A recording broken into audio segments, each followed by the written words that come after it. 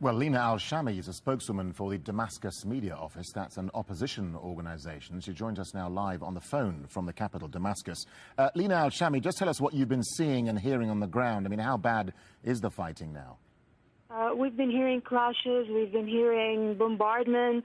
Today, 1 hour earlier from now, as I'm speaking to you, there were helicopters shelling Al-Qadam is an area inside Damascus. So it was under shelling today in Ghouta, eastern Ghouta, that's in Damascus suburbs. It was also under shelling, tank shelling, mortar shelling. So we can hear in Damascus sounds of shelling all the time. So we're always expecting something bad to happen all the time.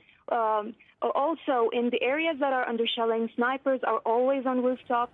So they shoot on site, they shoot everybody they see, and people can't rescue the wounded lying on the ground or maybe lying under the building wreckage. We have entire families dying under wreckage, dying in their homes, children, women, without being able to give them medical support.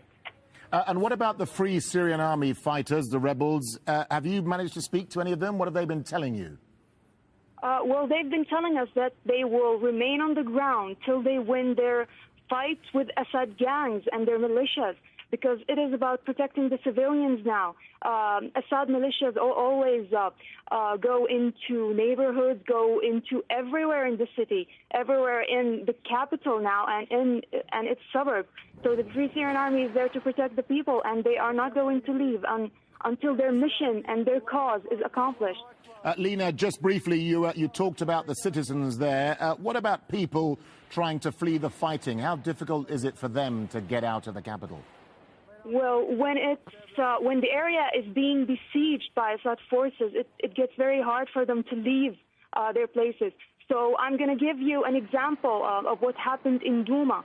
Douma is in Damascus suburbs. When people tried to leave when their city was under attack, they tried to go to shelters. They tried to hide away. However, the militias went after them and killed them and slaughtered them, with women, with children. There was a guy, an activist. He was taking photos on his mobile phone just to send the footage for the world to see. When the militias saw him, they killed him along with his family. So it is very hard for everybody to escape what's going on the ground here. All right, Lina Al-Shami, thank you very much indeed for talking to Al Jazeera.